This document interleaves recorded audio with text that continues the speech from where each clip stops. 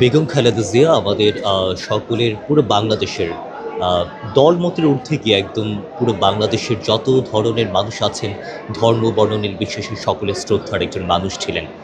আ সেই জায়গা থেকে আজকে একদম শুধুমাত্র ডাকসুর একজন মেম্বার হিসেবে না, একজন খুব সাধারণ মানুষ হিসেবে, বাংলাদেশের একজন নাগরিক হিসেবে আ আমি এবং আমার জুনিয়র কয়েকজন আমরা শ্রদ্ধা জানাতে এসেছি। আহ আপনাদের সাথে খুব ওইভাবে দেখা হওয়ার কথা ছিল না। একদম বাসটা আগিয়ে আসলাম, চুপি জাস্ট যাচ্ছিলাম এই তো এই আরকি। তো এটা শুধুমাত্র আ মানে বিষয়টা এখানে অনেক বিষয় আমরা দেখলাম। তো ছবি নেওয়ার বিষয় না।